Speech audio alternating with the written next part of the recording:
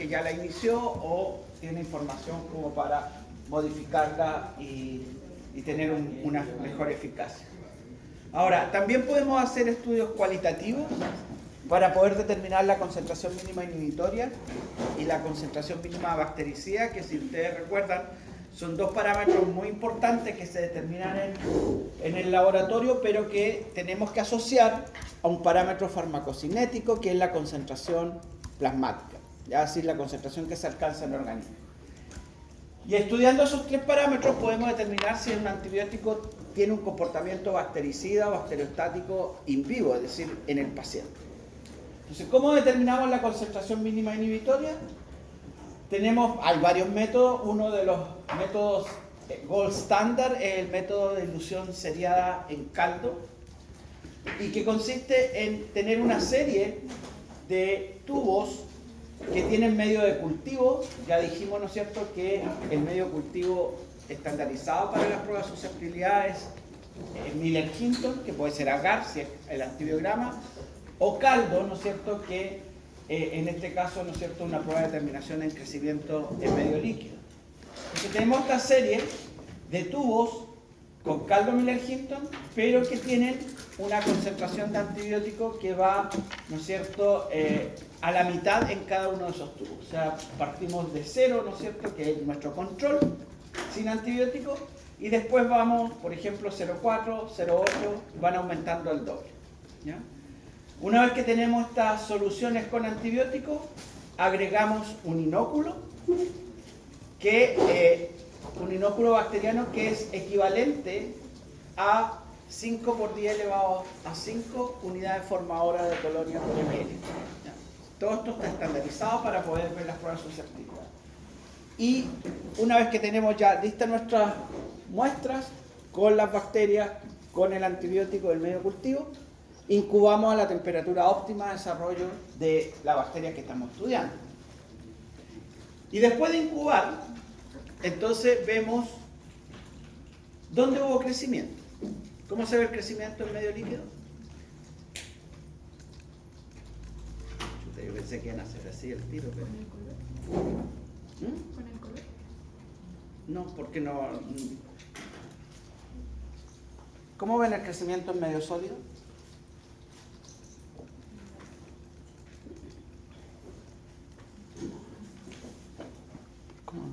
Poniéndolo en una placa Petri. Sí, obvio, en una placa Petri, con un medio cultivo, que es un agar. Pero ¿cómo se manifiesta el crecimiento?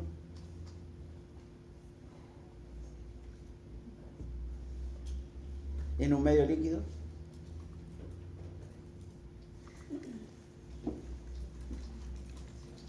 Bueno, estúdienlo, porque si no saben eso a esta altura del partido, no les va a ir muy bien en ese certamen. Entonces, en un medio líquido vemos que las bacterias crecen, vemos turbidez en el medio líquido. Entonces vemos y revisamos en qué tubo hay crecimiento y en cuáles no. Y aquí en esta serie, por ejemplo, hay crecimiento hasta este tubo que tiene 3,12 microgramos por ml del antibiótico, ¿ya? Y desde el tubo de 6,25 hacia arriba ya no hay crecimiento, ¿ya? No hay desarrollo bacteriano. ¿Cuál sería la concentración mínima inhibitoria? Ya vimos la definición de concentración mínima inhibitoria.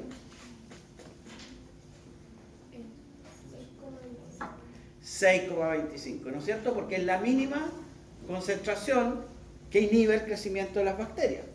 Las bacterias crecieron hasta el 3,12 y el 6,25 es entonces la mínima cantidad de antibiótico que impide el crecimiento, ¿ya? Bastaba ver, ¿no es cierto?, el PPT que está en la plataforma. Pero aquí decimos nosotros, esta es la concentración mínima inhibitoria si la bacteria está inhibida, pero no sabemos si solo está inhibida o está muerta. Entonces, ¿qué tenemos que hacer para saber si está muerta?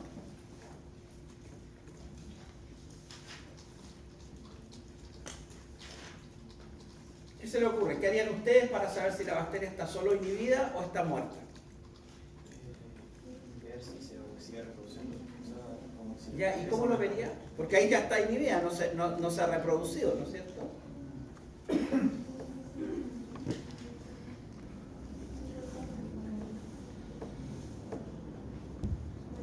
por 4 la concentración mínima. Más fuerte, porque yo soy sordo. Multiplicar por 4 la concentración mínima inhibitoria. Pero no, o sea, eso es para determinar si es bactericida o bacteriostático el antibiótico. Pero ¿cómo determino? Tengo que conocer la concentración mínima bactericida. En estos tubos que están hacia arriba, que no hubo crecimiento, la bacteria puede estar inhibida o puede estar muerta. Son tubos que tienen antibióticos. ¿Cómo se le ocurre a ustedes que podrían determinar la concentración mínima bactericida? Aventúrense. Están aquí para aprender, no para solar.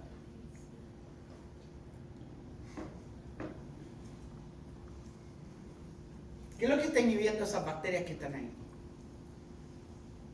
En esos tubos, donde no hubo crecimiento. la inhibición, o sea, la replicación. Sí, no, pero ¿qué es lo que produce la inhibición? El antibiótico. El antibiótico. O sea, hay que sacarle el antibiótico. Hay que sacarle el antibiótico para saber si están vivas o están muertas. ¿Y cómo se lo saca? Ya, cuando digo sacarlo, no hay que sacarlo del tubo. En el fondo tengo que poner esas bacterias que están en esos tubos en un medio sin antibiótico. Para ver si yo le saco el antibiótico, si la pongo en un medio sin antibiótico, son capaces de crecer. ¿Ya? Entonces, ¿qué es lo que se hace? De estos tubos donde no hubo crecimiento, sacamos de todos esos tubos una alícuota y la traspasamos a una placa o a otro tubo con caldo, pero que no tienen antibiótico. ¿Ya? Y vemos, la incubamos nuevamente en las condiciones óptimas para el desarrollo de esa bacteria y vemos si hay desarrollo bacteriano. Y si después de incubar, por ejemplo, tenemos desarrollo en esta placa que viene del tubo de 6,25, ¿no es cierto?, que era el tubo que correspondía a la CMI de ese antibiótico, y en el resto de las placas no hay desarrollo. ¿Cuál será la CMB? 12.5. ¿Cuánto? 12,5. Esa es la CMB. Porque la mínima concentración que mata. Las bacterias aquí, sobre de 12,5 hacia arriba, están muertas porque no fueron capaces de crecer en el medio donde no había antibióticos.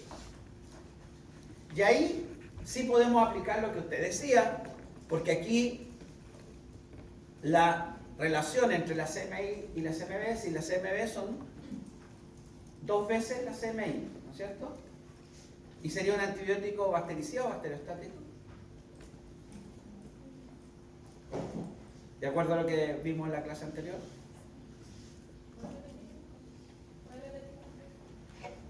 La CMB son 2 veces la CMI, ¿no es cierto? Y nosotros dijimos en la clase anterior que podíamos estimar si un antibiótico era bactericida o bacteriostático in vitro, porque no tenemos el parámetro de la concentración plasmática. Pero ¿cuál sería el comportamiento de este antibiótico que es 2 veces la CMI? ¿Bactericida o bacteriostático? Porque tiene que ser 4 veces más para que sea bactericida. No, al revés. Ay, Mientras más cerca esté la CMI o la CMB de la CMI, mata más rápido y mata con menos concentración. Entonces, una concentración de CMB mayor o igual a 4 veces la CMI lo consideramos bacteriostático. Una concentración menor de 4 veces la CMI lo consideramos bactericida. Esa es una aproximación in vitro, porque lo que realmente va a determinar el comportamiento in vivo, si el antibiótico es bactericida o bacteriostático, es la concentración plasmática o la concentración máxima que se alcanza en el organismo. ¿Estamos? Ahora, hay otras pruebas que también permiten determinar cuantitativamente la concentración mínima inhibitoria. Una de las pruebas que es relativamente rápida es la prueba que se llama de epsilometría o prueba de Epsilon o ITES, y que es una prueba de difusión, es decir, nuevamente aquí vamos a determinar la concentración, pero ya no se hace en caldo, sino que se hace en agar, y lo que se ocupan son unas tiras que están impregnadas en un gradiente de antibióticos, de concentración de antibióticos. Entonces, por ejemplo, esta tira que está aquí tiene una concentración entre 0,16 y 256 microgramos por ml. Entonces, lo que hacemos es para estudiarla a través de este método, hacemos un McFarland 0,5. ¿Cuánto era la equivalencia en el recuento bacteriano de un McFarland 0,5? 1,5 por 10 elevado a 8, ¿no es cierto? Entonces, usamos ese McFarland, hacemos un tapiz en una placa de Miller-Hinton. Siempre recuerden que el Miller-Hinton es el medio de cultivo estandarizado para medir las pruebas de susceptibilidad. Y ponemos la tira. Igual como poníamos los discos, ahora ponemos la tira de ELITES. Y entonces la bacteria va a crecer hasta donde encuentra su concentración mínima inhibitoria. Y se va a producir una elipse, por eso es que se llama la prueba de Epsilon. Se va a producir una elipse porque la concentración va aumentando, y por lo tanto, si va aumentando, el halo va a ser más grande, porque tenemos más concentración de antibióticos. Y donde intersecta el halo de inhibición con la tira, esa es la concentración mínima inhibitoria. En este caso, por ejemplo, de esta gráfica, es, no alcanzo a ver bien, 1,25 o 0,125. O sea, acá, por ejemplo, intersectan 0,25. Entonces, esa es la concentración mínima inhibitoria. ¿Qué desventaja tiene este método? ¿Qué ventaja tiene? Es mucho más rápido que hacer toda la serie de tubos. Pero tiene la gran desventaja, es que con este método yo no puedo determinar la CMB. Solamente puedo determinar la CMI. ¿Ya? Pero es rápido. Y puedo poner 5 o 6 tiras por placa. O sea, puedo determinar la CMI simultáneamente a 5 o 6 antibióticos. En cambio, en la serie con tubos, el método de dilución sería en caldo, puedo determinar, ¿no es cierto?, la CMB, pero para cada antibiótico tengo que hacer ese mismo trabajo. Entonces es mucho más lento que esto. Ahora, el conveniente de esto, como les digo, no determina la CMB y el costo. O sea, es mucho más, sale más caro que hacerlo en tubo. Y se puede probar también efectos sinérgicos entre antibióticos. Por ejemplo, aquí está el antibiótico A, el antibiótico B, y aquí en la tira tenemos una combinación de ambos antibióticos. Entonces podemos ver si hay efectos sinérgicos, y aquí efectivamente hay un efecto sinérgico, porque si ustedes ven, las dos concentraciones de los antibióticos por separado siempre son mayores que la concentración de la combinación. Lo que es importante también tener presente es que la relación entre el diámetro del halo de inhibición y la CMI es inversamente proporcional. ¿Y por qué ocurre esto? Porque mientras más recuerden que el disco de antibiótico difunde desde el disco hacia la periferia. Por lo tanto, la concentración va disminuyendo a medida que nos alejamos del disco. Es decir, mientras más lejos esté del disco, la concentración de antibióticos va a ser menor. Por lo tanto, mientras más grande sea el disco, el halo de inhibición, la concentración mínima inhibitoria, porque ya dijimos que el borde donde se produce, no sabemos cuál es la CMI en número, el valor, pero sí sabemos que el borde donde se produce esa inhibición corresponde a la CMI. ¿Ya? Porque esa es la mínima concentración donde se produjo la inhibición. Entonces, mientras más grande sea el halo de inhibición, menor es la concentración, porque estamos más alejados del disco. ¿Ya? Entonces, por eso es que la concentración mínima inhibitoria es inversamente proporcional al diámetro del halo de inhibición. Mientras más grande sea el halo, menor es la concentración. Bueno, veamos un poquito más ahora aplicado a lo que ustedes deberían manejar. En el área de la odontología, sobre todo la clásica, no pensemos en aquellos odontólogos que se dedican, no sé, a cirugía en un hospital, porque ese es otro tipo de paciente, otro ambiente, usan muy pocos antibióticos. O sea, no es que usen poco en cantidad, usan pocas variedades distintas de antibióticos, ¿ya? Y aquí hay un estudio, por ejemplo, hecho en Argentina, donde se ve cuáles son los antibióticos que más se usan y en qué proceso. Y claramente, ¿no es cierto?, abscesos periapicales son, en este caso, los más usados. ¿Y cuál es el antibiótico más usado? Amoxicilina ácido clavulánico. ¿Qué es lo que es la amoxicilina ácido clavulánico? Es un antibiótico beta-lactámico que se ha combinado con un inhibidor de beta-lactamasa, que es uno de los... Las beta-lactamasas son el principal mecanismo de resistencia a los antibióticos beta-lactámicos, ¿ya? También, sobre todo en pacientes alérgicos a los beta-lactámicos, se usan otros grupos como macrólidos y entre esos, por ejemplo, acitromicina. Y aquí vemos entonces la frecuencia de prescripción de antibióticos siempre va a estar dada principalmente por beta-lactámicos que pueden estar solos o en combinación con un inhibidor de beta-lactamasa y macrólidos. Y también pueden encontrar algunos antibióticos que tengan acción sobre bacterias anaerobias. ¿Por qué? Porque en la cavidad oral hay muchas bacterias anaerobias. Y muchas de esas bacterias anaerobias pueden producir procesos infecciosos cuando ustedes realizan un procedimiento a nivel de la cavidad oral. Entonces, normalmente, cuando no conocen el agente etiológico, normalmente van a usar antibióticos o una combinación de antibióticos que abarque el espectro de bacterias que son aeróbicas o anaerobias facultativas y bacterias anaerobias estrictas. Porque no todos los antibióticos tienen actividad sobre las bacterias anaerobias, ¿ya? Y ahí entonces uno de los antibióticos antianaerobios que más utilizan es metronidazol. A pesar que hoy en día hay algunas nuevas alternativas, pero este sigue siendo uno de los más usados. Este es otro estudio en Chile donde se repite la situación.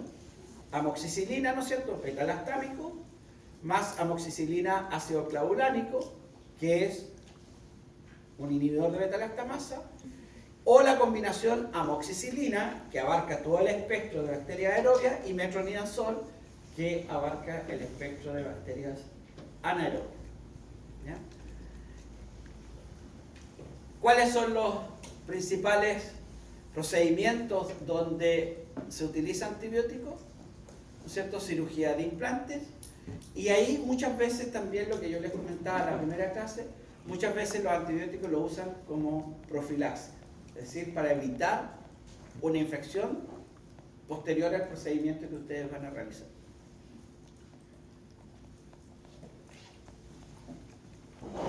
¿Cuáles son las principales bacterias que van a afectar, ¿no es cierto?, que van a producir infecciones, ¿no es cierto?, a nivel de la cavidad oral?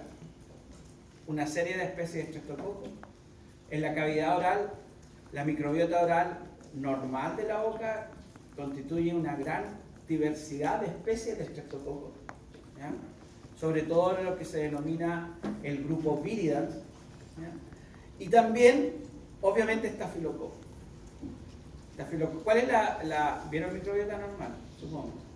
¿O no? ¿No? ¿Todavía no?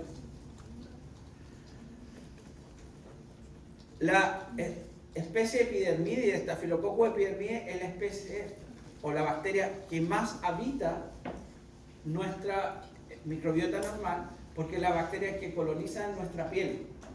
Por lo tanto, está en la piel y en todas las cavidades que están cercanas, ¿no es cierto?, a la piel. Y nos protege muchas veces de la colonización de bacterias patógenas. Pero también a veces se comportan como patógenos oportunistas. ¿ya? O sea, una disminución de las defensas, ¿no es cierto? Una inmunosupresión, ya sea por la causa, no sé, puede ser medicamentosa o puede ser una comorbilidad, ¿no es cierto?, subyacente. Podemos disminuir nuestra, digamos, capacidad inmunológica, y eso puede llevar a que alguna bacteria que es parte de la microbiota normal cause alguna infección. Lo mismo pasa con las bacterias de la boca, ¿no es cierto?, de la cavidad oral, que son parte de la microbiota normal, pero si ustedes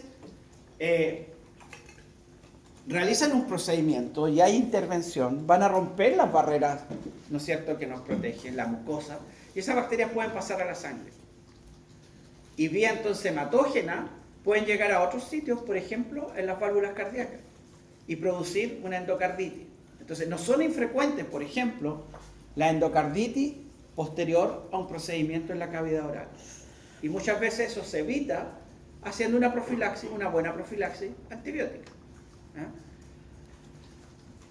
Y por el otro lado, y sobre todo son importantes, una gran cantidad de bacterias anaerobias que van a acompañar, ¿no es cierto?, en estos procesos. En general, las infecciones anaeróbicas o por bacterias anaeróbicas son polimicrobianas, es decir, participan los anaerobios, pero también están acompañados de bacterias aeróbicas. Entonces, por eso es que siempre tienen que tener en mente, cuando tienen un proceso infeccioso en la boca, que tienen que cubrir anaerobios y aerobios. Y no todos los antibióticos cubren anaerobios, entonces siempre tienen que usar combinaciones. No hay un antibiótico que cubra todo. ¿Ya? ¿Cuándo usar un antibiótico? Bueno, no se los voy a leer, una gana de leerlos todos, pero ustedes estudienlo, porque no siempre es necesario usar antibióticos, y cuando lo usen tienen que usarlo racionalmente, en el sentido que se justifique, y ojalá tener el agente etiológico para usar el antibiótico que corresponde. Es muy poco habitual que el dentista haga microbiología, es decir, que tome una muestra, la envíe al laboratorio y tenga el resultado de cuál es el agente etiológico que está causando la infección y cuál es la susceptibilidad que tiene ese agente etiológico.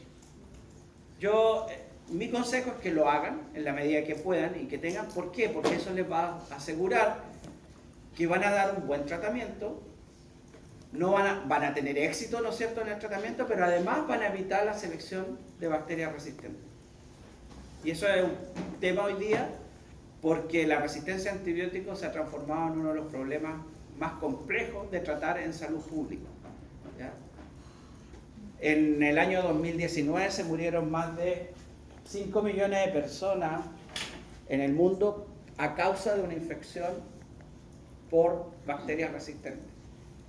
¿Ya? Y hay bacterias que circulan, especialmente, como les digo, en los hospitales, que son resistentes a todo lo que hay. Entonces, la mejor forma de combatir la resistencia es evitando que se seleccionen bacterias resistentes. Y ahí ustedes, como profesionales de la salud, tienen un rol importante que jugar. ¿Cuáles son los antibióticos más usados en la práctica odontológica? Y aquí hay una lista, yo no las voy a mencionar todas, ustedes estudiensela, no son muchos, y como no son muchos, yo espero que se los aprendan para que lo usen bien. ¿Ya?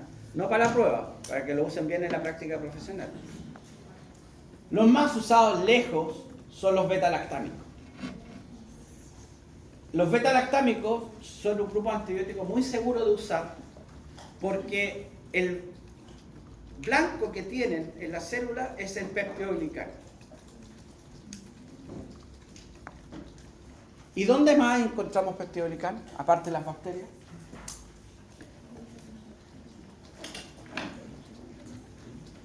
¿Las células eucariotas tienen peptidoglicano?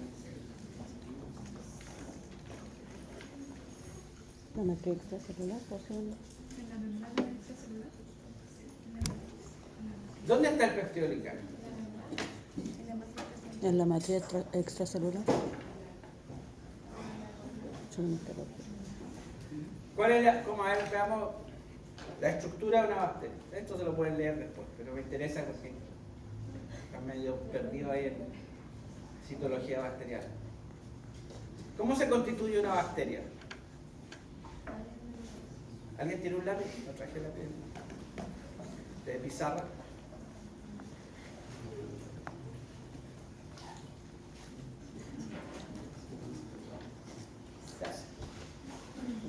Eso lo leen ustedes y se lo aprenden después. Es una bacteria, ¿no es cierto? El cromosoma, el citoplasma. ¿Qué encontramos en el citoplasma? ¿Mitocondria? No, ¿no es cierto? Ribosomas, ¿no es cierto? Y normalmente como polisomas, porque están leyendo, ¿no es cierto?, un ARN mensajero para hacer la síntesis proteica. ¿Qué es lo que es esto que está allá afuera?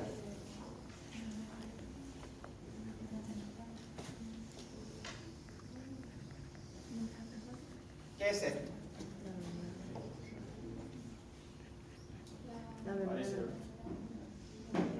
¿Pared o membrana? Membrana. Membrana. Toda célula tiene una membrana.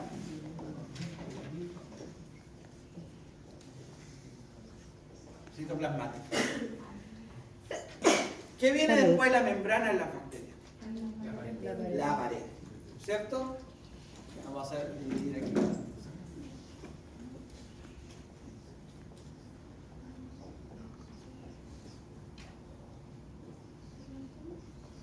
¿Por qué la dibujo así? ¿Pared o qué otro, otro nombre que reciba? ¿Qué otro nombre recibe? Yo no debería hacer esta clase, pero no sé si lo vieron. Cápsula. En la pared. ¿De qué está constituida la pared? De azúcar. ¿Ah? Fuerte, por favor. Sin miedo. Peptidolicano. ¿Cierto? La pared o peptidolicano. Glicano, glucano, glicano. ¿Y de qué está constituido el peptidolicano? Azúcar y proteína. ¿Cuáles son las proteínas?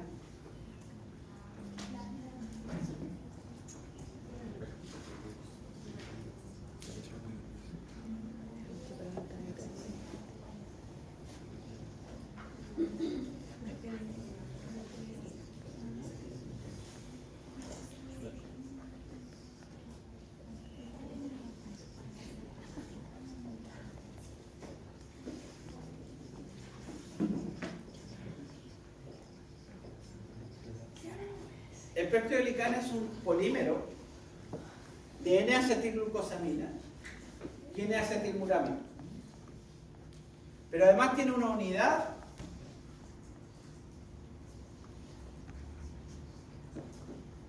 que es un pentapéptido. No hay proteína. ¿Qué significa que sea un pentapéptido?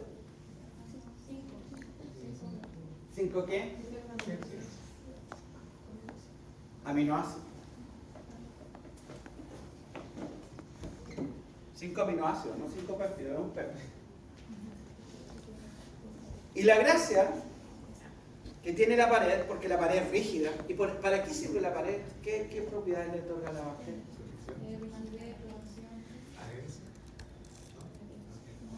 O sea, la pared propiamente tal no. Cosas que hay sobre la pared, sí. Pero protección, ¿no es cierto? Porque el citoplasma bacteriano tiene una alta presión osmótica, alrededor de 12 atmósferas. Si no tuviera la pared, la célula se rompe. ¿Ya? Entonces la pared tiene que ser una estructura rígida. Estas líneas que yo he fabricado, que he dibujado acá, cada una de estas líneas es un polímero de estos dos componentes, N-acetilglucosamina, N-acetilmuramina. Por eso es un polímero, se va. Y están interconectadas entre sí por este pentapéptido. Y al conectarse una hebra con la otra,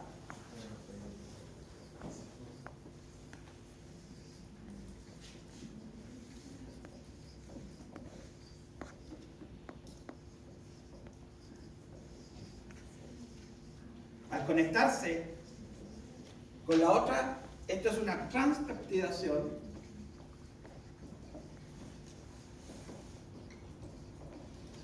Entonces forma esta estructura rígida. Y esta estructura rígida, entonces permite que la bacteria soporte esta presión. ¿Ya? En las bacterias gram positivas, ¿tenemos algo por sobre la pared? No, ¿no es cierto? ¿Y en las bacterias gram negativas? Tenemos otra membrana. Una membrana externa. También una bicapa lipídica, pero con unas proteínas que actúan como poro. ¿Cómo se llaman esas? Bien original, porinas. Y el péptido glicano, lo voy a hacer así nomás para no. Es mucho menos que en las paredes de gram positivo y está en lo que su compañera decía el espacio periplásmico, porque se genera un espacio entre la membrana citoplasmática o membrana interna y la membrana externa. Entonces los antibióticos beta-lactámicos actúan sobre el péptido glicano, en la síntesis del péptido glicano, no directamente en la pared, sino que en las enzimas que principalmente hacen este proceso, que es la transpeptidación. Al no interconectarse la hebra, aunque se sintetice la hebra, al no interconectarse, queda una pared laxa. Y esa pared laxa no es capaz de soportar la presión de la bacteria, del citoplasma, y por lo tanto se lisa y la bacteria se muere. Los antibióticos beta-lactámicos son antibióticos bactericidas, ¿ya? Y son muy importantes. Primero, el grupo más importante porque tiene muchos representantes, pero además porque al actuar sobre la pared, que es algo exclusivo de las bacterias, no existen en otras células. Por lo tanto, tienen mucha especificidad. Y obviamente, efectos colaterales no existen prácticamente para estos antibióticos. Porque el blanco no existe en la célula eucariota. ¿Cuál es el problema de los beta-lactámicos? La alergia. Porque hay pacientes que son alérgicos a las penicilinas, que es el principal, digamos, el origen de los beta-lactámicos. Entonces, en esos pacientes, aunque la bacteria sea susceptible, no podemos darle un beta-lactámico. Y ahí tenemos que usar una alternativa, y la alternativa que generalmente se usa es otro antibiótico que es del grupo de los macrólidos. ¿Ya?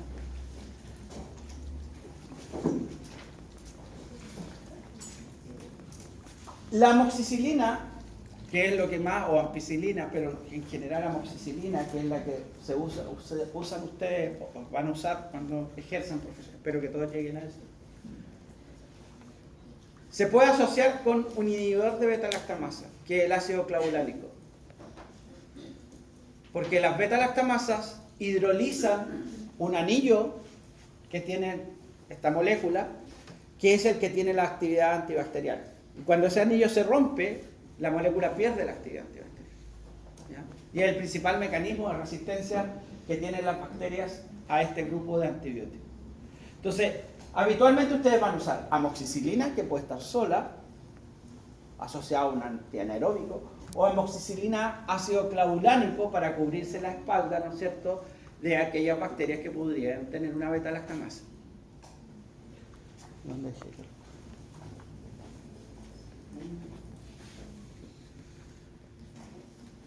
¿Qué otros antibióticos van a usar? Acitromicina, que es un representante de los macrólidos, es un asálido en realidad, pero es parte del gran grupo de los macrólidos. A diferencia de la amoxicilina, es bacteriostático, pero tiene un amplio espectro, lo mismo que la amoxicilina, Y la gracia que tiene es que es la alternativa en pacientes que son alérgicos a los beta-lactamatos. El metronidazol, que es un antianaeróbico, ¿ya? Por lo tanto, muchas veces van a usar asociado amoxicilina o amoxicilina ácido clavulánico con metronidazol para cubrir todo el espectro de potenciales patógenos. Otro antianaerobio que pueden usar, cada vez se usa menos porque produce unos efectos colaterales que son indeseables, ¿no es cierto? Por ejemplo, y que pueden ser graves en algunos pacientes, como es la colitis pseudomembranosa, que es porque se selecciona una cepa toxigénica de esta bacteria que es parte de nuestra microbiota intestinal, pero que en algunos casos es toxigénica, si produce una toxina. Entonces hay algunos pacientes que tienen estas cepas toxigénicas, si le agregamos clindamicina, como esta bacteria es resistente a la clindamicina, aumenta su número y produce cuadros diarreicos graves, ¿ya? Entonces ahí hay que suspender el antibiótico y tratar con un antibiótico que baje esta carga de esta bacteria. Las tetraciclinas, que hay varios representantes de distintas generaciones, también es un antibiótico que ustedes van a usar mucho, porque especialmente doxiciclina o minociclina, que son las tetraciclinas semisintéticas más nuevas y que tienen una vida media mucho más larga, por lo tanto la dosificación es mejor, o sea, más distanciada, etc. Pero que se usa bastante porque se acumula muy bien a nivel del tejido óseo, es decir, del primordio, ¿no es cierto?, dentario, y tiene algunas, obviamente, restricciones de uso, pero también se usa, se acumula muy bien en el líquido crevicular, y eso hace entonces que actúe muy bien en las bacterias de la boca. ¿Ya? Obviamente que hay que tener algunas precauciones, ¿no es cierto?, de uso. ¿Sí? Crevicular.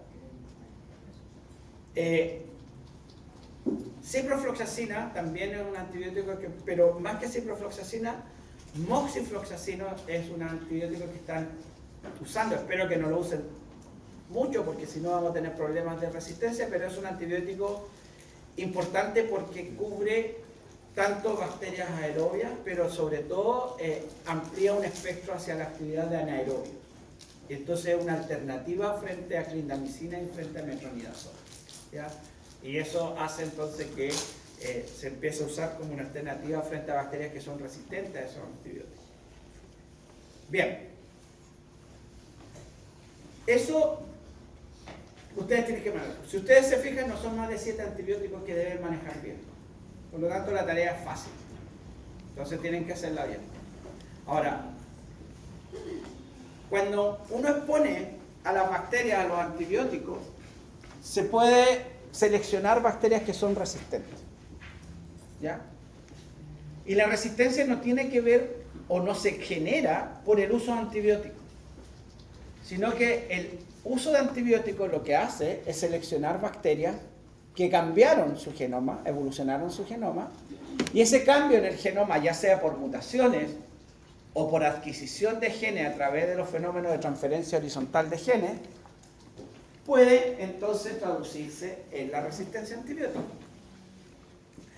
Y en la resistencia a antibióticos hay dos criterios para definir. Un criterio microbiológico, que es el criterio in vitro, donde definimos una bacteria resistente como aquella que es capaz de crecer a elevadas concentraciones que son mucho más elevadas que la que inhibe a la mayor parte de la población, ¿ya? Por eso es que para definir una bacteria resistente in vitro necesitamos probar muchas cepas bacterianas que nos permitan ver cuáles son las que crecen a concentraciones que no son habituales, son mucho más elevadas. Y está el criterio clínico, que es que define una bacteria resistente como aquella que no responde al tratamiento antibiótico. Es decir, la bacteria es capaz de sobrevivir a ese tratamiento. ¿Ya? Ahora, yo les dije la clase pasada que los antibióticos necesitaban un blanco, ¿no es cierto?, para ejercer su acción. Cuando ese blanco cambia por mutaciones, o cuando la bacteria es capaz de cambiar el antibiótico con alguna enzima, ¿no es cierto?, le agrega grupos químicos o una beta-lactamasa, ¿no es cierto?, hidroliza el antibiótico, esa bacteria se hace resistente. Y esa resistencia se llama resistencia adquirida porque surge de poblaciones que eran susceptibles. O sea, una bacteria cambió y ahora desde susceptible pasa a ser resistente. Pero hay bacterias que son naturalmente resistentes. ¿Y por qué son naturalmente resistentes? Porque o no tienen el blanco de acción para ese antibiótico o el antibiótico no puede alcanzar el blanco. Dos ejemplos les voy a dar para que entiendan. Hay bacterias que no tienen pared. ¿Ya? Por ejemplo, micoplasma, clamidia, ureaplasma, etc. Hay varias bacterias que no tienen pared. Tienen otra forma de soportar esa presión del... No tienen péptido vical, no tienen estas unidades, ¿no es cierto?, en la pared. Por lo tanto, todos los antibióticos que tienen como blanco inhibir la síntesis de pared no tienen ningún efecto sobre esta. Y las bacterias entonces son naturalmente resistentes o naturalmente insusceptibles. Nunca vamos a encontrar una cepa dentro de esa especie que sea susceptible. ¿Ya? Otra posibilidad es que la bacteria tenga el blanco, pero el antibiótico no es capaz de llegar a ese blanco. Por ejemplo, en las bacterias gram negativas, los macrólidos necesitan alcanzar su blanco que está en los ribosomas. ¿Ya? Pongamos acá los ribosomas, a este lado para que...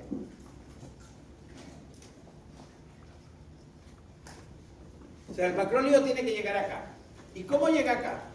Tiene que atravesar la membrana externa, la membrana interna, la membrana citoplasmática y llegar al citoplasma para alcanzar el ribosoma. ¿Por dónde creen ustedes que ingresan los antibióticos en las bacterias gram negativas? ¿Por las porinas? Por las porinas.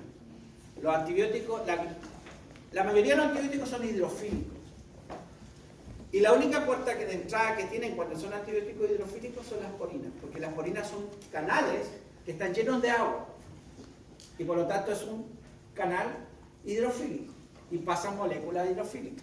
Entonces por aquí ingresa el antibiótico que después tiene que atravesar la pared, etc.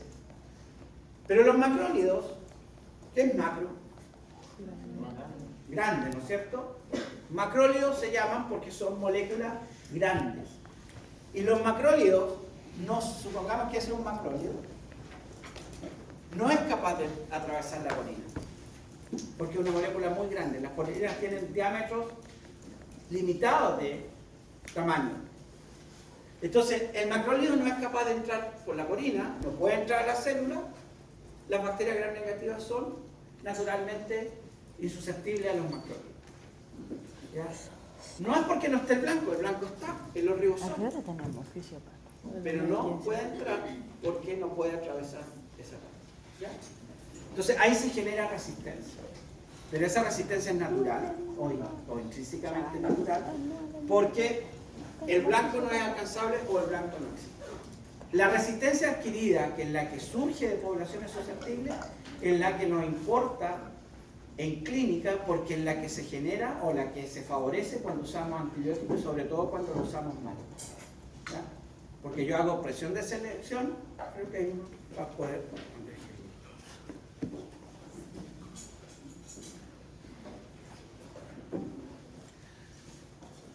Si esta es la población y yo hago actuar un antibiótico, voy a eliminar a todas las bacterias que son susceptibles, que aquí está representada por verde, y van a ir seleccionándose las bacterias que sean resistentes, las rojas, o menos susceptibles. Profe, no lo quiero interrumpir, pero es que ahora mismo tenemos otra clase. Ah, ya, disculpe. Lo tenemos en la facultad. Pero déjeme terminar esto y lo libero. Por lo tanto, mientras más usemos antibióticos, más presión de selección y vamos a pasar entonces de una población que es naturalmente o principalmente susceptible a una población que es resistente. Cuando ustedes prescriben un antibiótico, eso es lo que hacen, generan presión de selección. Por lo tanto, cada vez que usamos antibióticos, estamos favoreciendo la selección de bacterias resistentes.